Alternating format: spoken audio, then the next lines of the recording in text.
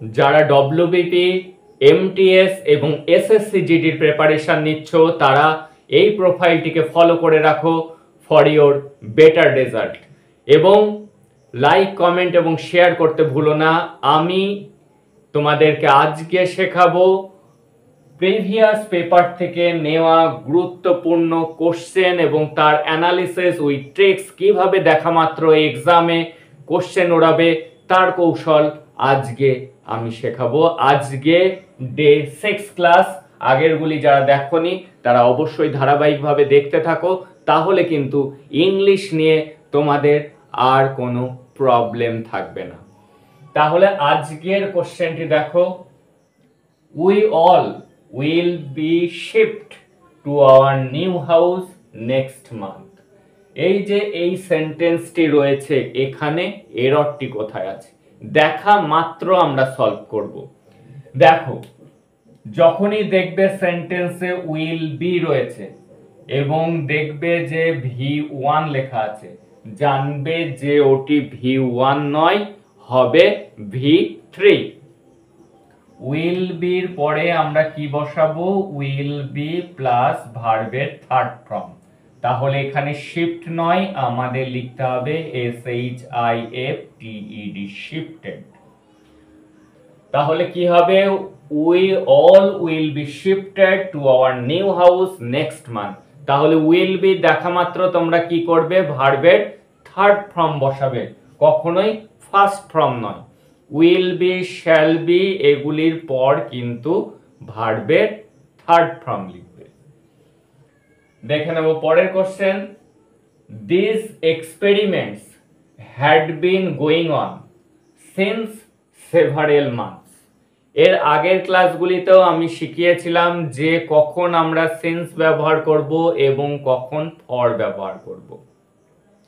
যখন কোনো কাজ শুরু হচ্ছে তার নির্দিষ্ট একটি সময় বলে দেওয়া হচ্ছে, যে সকাল থেকে বৃষ্টি পড়ছে, it has been raining since morning, বলে দিচ্ছি যে সকাল থেকে, এখন সন্ধে হয়েছে, বলছি সকাল থেকে বৃষ্টি পড়ছে। কিন্তু যখন নির্দিষ্ট সময় বলে দেওয়া হবে না, বলা হবে যে 3 ঘন্টা ধরে বৃষ্টি হচ্ছে, কিন্তু কখন শুরু হয়েছে সেটি স্পেসিফিক ভাবে বলা থাকবে না, তখন আমরা ফর ব্যবহার করব। তাহলে আমরা দেখে নেব যে এখানে কি বলা হচ্ছে। দ্য এক্সপেরিমেন্টস মানে পরীক্ষা নিরীক্ষা, হ্যাড বিন গোয়িং অন চলছে, সিন্স সেভারেল মান্থস কয়েক মাস ধরে চলছে, কিন্তু কোন মাস থেকে শুরু হয়েছে সেটি বলা নেই। যদি বলা থাকতো এটি জানুয়ারি মাস থেকে শুরু হয়েছে বা এপ্রিল থেকে শুরু হয়েছে, মে থেকে শুরু হয়েছে, তাহলে কিন্তু আমরা সিন্স লিখতাম। বা যদি বলা হতো যে মে মাসের 1 মে থেকে শুরু হয়েছে নির্দিষ্ট, তখন আমরা লিখতাম সিন্স। কিন্তু কয়েক মাস ধরে চলছে কিন্তু কবে শুরু হয়েছে সেটি যখন বলা থাকবে না, তখন যখনই সিন্স লেখা থাকবে চেক করে নেবে যে এখানে কোনো নির্দিষ্ট তারিখ আছে, নির্দিষ্ট সময় আছে, নাকি কোনো অনির্দিষ্ট সময় রয়েছে। তখন যখন নির্দিষ্ট হবে তখন সিন্স, আর যখন নির্দিষ্ট হবে না তখন হবে ফর। তাহলে এটি যদি দেয়া থাকতো সিন্স 1 এপ্রিল, এই যে নির্দিষ্ট সময় এপ্রিল মাসের প্রথম সপ্তাহ থেকে এক্সপেরিমেন্ট শুরু হয়েছে, তাহলে সিন্স হতো। কিন্তু এখানে বলছে কয়েক মাস ধরে হচ্ছে, কিন্তু কবে থেকে হচ্ছে সেটি বলা নেই, সেটি যখন বলা থাকবে না সেক্ষেত্রে আমরা ফর ব্যবহার করব। যে 1 মাস ধরে, 2 মাস ধরে, 5 মাস ধরে, 10 মাস ধরে, কয়েক মাস ধরে, সেগুলির ক্ষেত্রে আমরা ফর লিখব। কিন্তু নির্দিষ্ট তারিখ, নির্দিষ্ট সাল এগুলি বলা থাকলে আমরা বসাবো সিন্স। চলে আসছে পরের কোশ্চেনে। Open your books at page 10। দেখো এখানে ভুলটি কোথায় আছে। এই যে 10th এটি কি ডিনোটস করছে?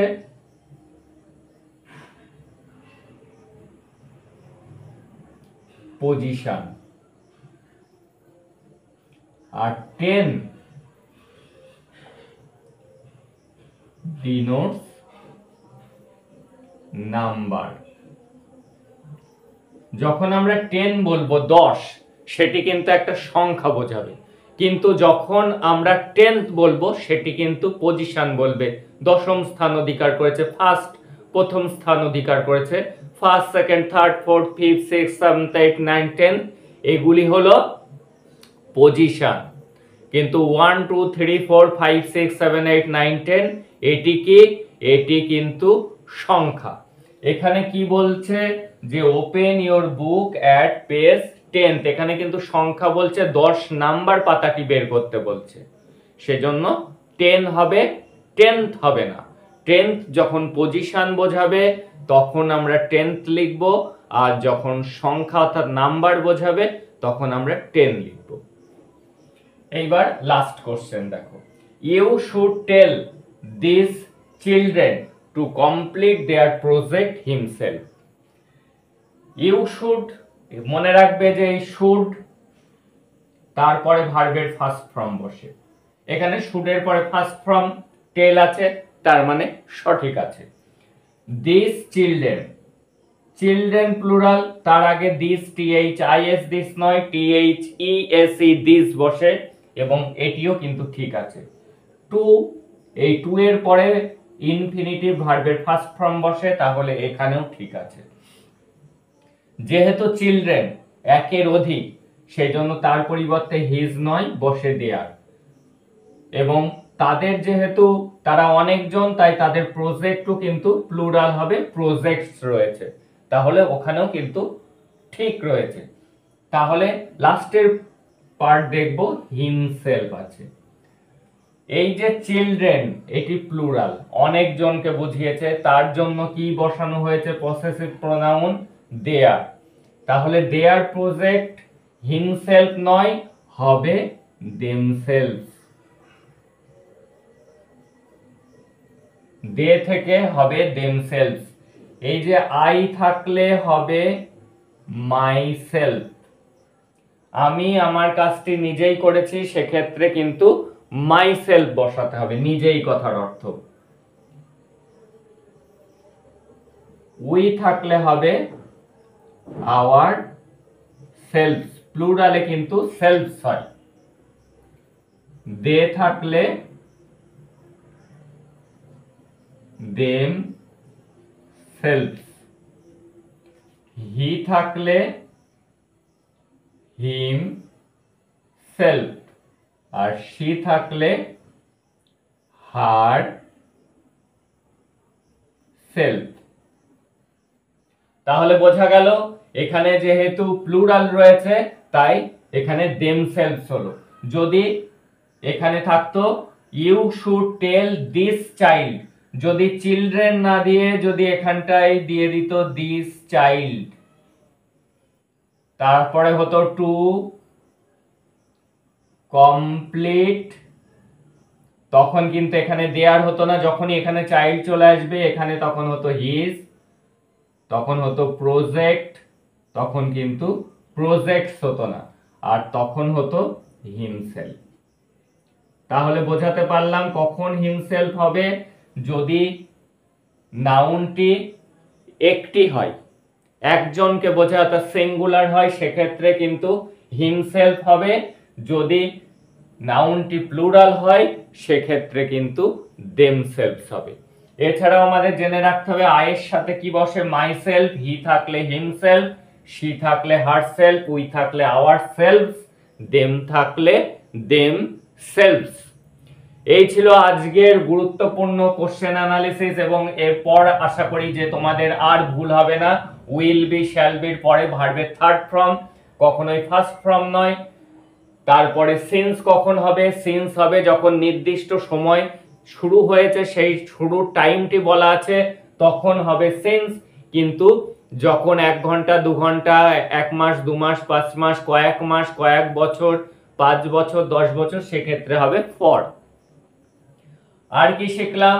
যে কখন টিএইচ দেয়ার, ফার্স্ট, সেকেন্ড, 10th, 5th এগুলি কখন বসবে? যখন পজিশন বোঝাবে, স্থান বোঝাবে, দশম স্থান অধিকার করেছে, এই পজিশন বোঝালে তখন 10th হয়। কিন্তু যখন নাম্বার অর্থাৎ সংখ্যা বোঝায়, তখন কিন্তু 10th নয়, 10 হয়। তখন 1 হয়, 2 হয়, তখন 5th লিখতে পারবো না, তখন 5 লিখতে হবে। আর এটি ভালো করে বুঝে নাও, শুড এর পরে মনে রাখবে সবসময় ভার্বের ফার্স্ট ফর্ম বসে, THESE দিস এর পরে প্লুরাল নাউন হয়, এবং প্লুরাল আছে চিলড্রেন প্লুরাল, চাইল্ড হলো সিঙ্গুলার, TO2 এর পরে ভার্বের ফার্স্ট ফর্ম হয়, একে ইনফিনিটিভ বলে। এখানটায় যখন প্লুরাল হয় তার পসেসিভ প্রোনাউন দেয়ার বসে। এইবার দেয়ার এর পরে যখন প্রজেক্ট লিখছি, দেয়ার অনেকজন, তাই জন্য প্রজেক্টের সাথে এস রয়েছে, এবং যেহেতু দেয়ার রয়েছে তাই এখানে কিন্তু হিমসেলফ নয়, হবে দেমসেলফ। আর যদি এটি সিঙ্গুলারে থাকতো কেমন হতো, you should tell this child, এই শিশুটিকে তোমার বলে দেওয়া উচিত টু কমপ্লিট হিজ প্রজেক্ট। যখন চাইল্ড থাকতো তখন দেয়ার হতো না, তখন হিজ প্রজেক্ট হতো, এবং প্রজেক্টের সাথেও কিন্তু তখন এস হতো না, প্রজেক্ট লিখতাম, আর তখন আমরা হিমসেলফ লিখতাম। সিঙ্গুলারের ক্ষেত্রে হিমসেলফ, যদি সাবজেক্ট মেয়ে হয় সেক্ষেত্রে হারসেলফ, প্লুরালের ক্ষেত্রে কি হবে, দেমসেলফ। আর যদি উই থাকে সাবজেক্ট হিসাবে তখন হয়ে যাবে আওয়ার সেলফ। এই ছিল আজকের গুরুত্বপূর্ণ ডিসকাশন। তোমরা প্রোফাইলটিকে ফলো করে রাখো, লাইক, কমেন্ট এবং শেয়ার করতে ভুলো না যেন। দ্যাটস অল টুডে, দেখা হচ্ছে পরের ক্লাস।